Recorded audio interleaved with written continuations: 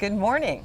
Here at the Kentucky Horse Park, and what a gorgeous day to be at the Kentucky Horse Park, but then every day is a gorgeous day to be at the Kentucky Horse Park. I'm Council Member Kathy Plomin, and I have with me Executive Director Lee Carter here at the Horse Park. And so we're going to spend some time just talking about everything that you can see and do out here, and a little bit of history and a little bit about you, which I'm going to start out with right now.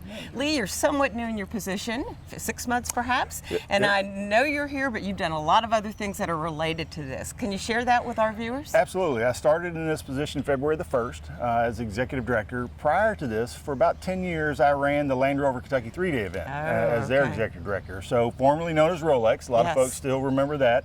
And so I was new to that position in April of 2012. Prior to that, I worked for Host Communications, or a version thereof, for roughly 12 or 13 years. So I was with an international travel association doing their meetings and events all throughout North America and Europe. So you're no stranger to any of this. I'm no stranger. Now, what is many folks don't know is I'm not an equestrian by trade. Like, I don't know a great deal about horses, but my background is events, nonprofits, venues, those kinds of things. That's a great experience to have. And you mentioned the 3-day event, and I had the opportunity. I've been able to come a couple times, but because we hadn't had it in the past 2 years, this year was just really, really special. Can you talk a little bit about that? Because that's such a big international event. It really is, and we're very fortunate to even have that in Lexington. You know, if you go back and look at the history of that event, it came here because in 1974, a gentleman by the name of Bruce Davidson won the World Championships. And a benefit at that time of winning the championship was that your country got to host the next one, which would have been 1978. And it came here to Lexington, to the horse park, and has evolved since then, you know, from the World Championships to then Rolex to now the Land Rover Kentucky 3-day event. They had roughly 76,000 people here at the last weekend. Broke records. It was record breaking. Again, not having it for 2 years, you know, there was a lot of demand, a lot of interest in coming, and the weather was fabulous. It was. And they had competitors from Germany, from England, from Canada, from the U.S., all over, and it was tremendous. The gentleman that won, Mikhail Young, has never lost here in Kentucky. He actually won WEG, the eventing WEG, when it was here in 2010, and then he's competed at Land Rover multiple times and has won every single time he's been to Kentucky. So he's a fan of coming to the Kentucky Horse Park. I got to see him. He cleared those, like, you know, he had so much room to spare. It was fascinating to watch. Well, I know we have events, like an event like that, a stellar event, but throughout the year, you've got equine and other events going on. You want to share what that's like? Absolutely. So the horse park, really, there are three big functions for us. One, we're an office park. There are about 33 organizations that have their offices out here. So they come to here, work day to day. Second is the tourism aspect. In fact, we're standing in front of our Hall of Champions. And then we have the competition side. So there is something all year round, whether you know equine or not. You know, one of the things that we talk about is, in our mission, is how do we connect people to equine? How do we connect the heart to the horse? And so we try to educate folks, again, regardless of your level of knowledge, you can come learn about the horse and maybe hopefully evolve into a true horseman if that's something you wish to do. Yeah. So. Well, you know, Kentucky's so well known for our equine, and so I know this is like a big tourist attraction, but we also have our own residents that need to come out and check things out. I think you've shared in the past, aren't there like a Monday nights, like a big walk run or something? Monday night, starting right after Memorial Day, is the Walk Run Club. So anybody's welcome to come out to the horse park. We're closed to tourists on Mondays and Tuesdays. So Monday night's a great night to come out. You're able to walk and or run. I don't run, Kathy. Guess what? I walk. Me neither. So, we'll walk back to my car. That's right. So they can come out, walk, run through the park, just kind of enjoy themselves. We have 5Ks that come through out here all the time. The Legacy Trail actually, you know, comes through and across Ironworks Parkway into the horse park, runs along the front of our horse park, and may one day get extended. And so it's a great opportunity. Folks can be around the park in a lot of different ways, and just get to, again, it's a beautiful landscape. Beautiful landscape. You can't beat it. So, how many acres is all of this? So we have 1,200 acres, and it is a lot. And we are a working horse farm. You know, we have, you know, people that have to do landscaping. We've got mechanical maintenance. We've got event organizers. I mean, we have our own horses that we have to take care of. So we have an equine ops team that is responsible for the care and upkeep of those horses. And so we are a living, working horse farm. And it takes a lot to upkeep. I mean, how many employees then do you? Not enough. I'll just be honest with you. I mean, right now, yeah. probably as many employers, workforce is a challenge. We have roughly 75 year-round, and then we add some seasonals and some interims like that. But workforce is a major issue right now all across Kentucky, but specifically for us. We're struggled to get the number of employees we need. Well, doing as many things as you all do and hosting so many events here, I could see where that would be a challenge and something you need to take care of. You briefly mentioned, I think you called it the horse center, because when you come into the park, right before you come to the visitor center, you will see all these buildings, cool things in front of statues of horses. Absolutely. And tell me a little bit about that. So when you come in, you'll go through our parking booth there and then get into the center of the park, and that's again where our National Horse Center is largely based. A lot of those are just office buildings. Again, we have everything from the governing body who governs all of the equestrian sport at the Olympic level.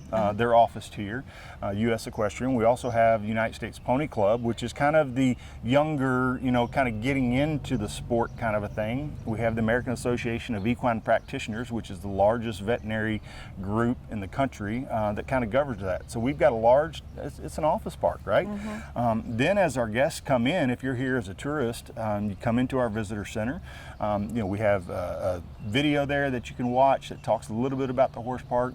We have the International Museum of the Horse, which has some tremendous exhibits in it right now. I hope you get to go and look at May Day Madness, which there are dresses on loan to us from Anita Madden and all of her Derby parties. That. And there's a very unique one there. I think it's 1997, where Ali Sheba is pictured there because she was there in the winter circle and wore the outfits for that. So yeah, it's quite unique. See that. And Ali Sheba was here at the horse park. He lived in our Hall of Champions for a period of time. I forgot that. Yeah. Well, also the China exhibit, because that when that first came in. Gosh, that had to be 15, 20 years ago. But it was a big deal. It was major. The Imperial China history of the horse. I think it was here in the early 2000s. Had just an absolute tremendous following that came through. I had the good fortune of hosting the minister counselor from China the other day here at the park. He and his colleague are based out of Washington, D.C., and we're in Kentucky for just to meet different tourism folks and attractions. So they were here, which was neat, and I got to share that with them. So they were excited. But yeah, there's a lot of things to see, and just again go out and experience something that folks don't often do. No, and what a better place! Right, I mean, it's right here. Is there any other place that's similar to the Kentucky Horse Park in the United States? Not really, in my opinion. Again, when you look at our three pillars, right, the office park, the tourism, and then the competition venues, I don't think there's anyone else that combines all three. There are some other competition facilities that are quite nice, but not the whole picture. But not the whole picture. Yeah. And that is one of the challenges that we have is you have these out-of-state venues that have developed under private enterprise. We are a state venue, but we are for lack of a better description, we are the Fenway Park, the Crosby Field of equine facilities. And so we want to celebrate that heritage. We want to, we are who we are, but we still have to maintain. We still have to be competitive. And so again, when you maintain a 1,200-acre park, infrastructure is big. Painting fences. It may seem like a small thing, but it's a lot of labor. I'd love to know. I would hate to think how much fencing you have. It's got to be over 30 miles. Oh wow! Over 30 miles. Do you ever quit painting? I mean, do you just continually paint? You paint, and then you go back and you paint again. Because boards will rot. Sure. And that's just part of owning a horse farm, and so it's the upkeep that happens there. One thing.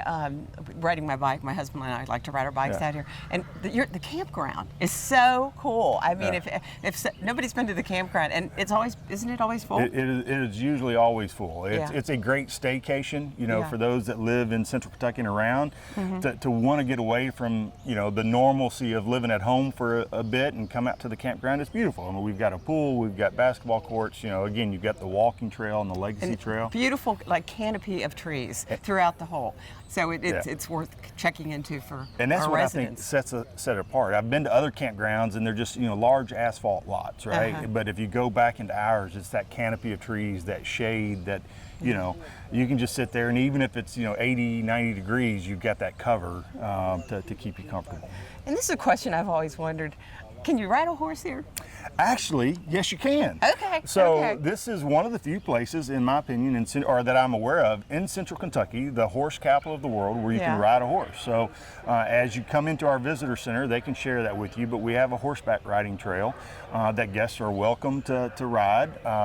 We even have little ponies for younger individuals. But yes, you can absolutely ride a horse through the horse park. Now we may not let you jump like some of our competitors do, but you can at least do the trailback ride and go out and experience and do from there. Yeah, that's good to know. Yeah. Is there anything else about the park that you'd like to share before we end here today? I think the park it's a unique place. I think it's the intersection point for us to understand both the equine and the tourism side of it. I think we are, when you begin to look at the economic impact of the park to our region is tremendous. We started a survey about a month and a half ago, and in that, within the first 3 weeks, we recognized that we had people come to the horse park from 38 different states within 3 weeks.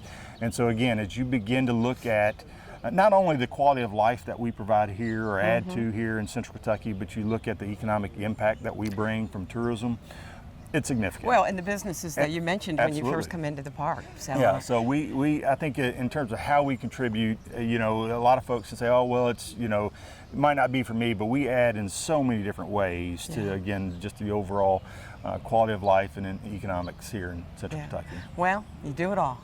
We try I mean, there are so many different things out here at the Kentucky Horse Park. We are known as the horse capital of the world, and so this sits here, 1,200 acres that expresses all those different facets of equine, but also family. Family visit and something to do with your family. So, Lee, it's been a pleasure. And thank you so much for hosting us out here this morning to tell us a little bit more about the horse park. And if you haven't been out here recently, come out. It's here for all of us. Lee, thank you so much. Thank you.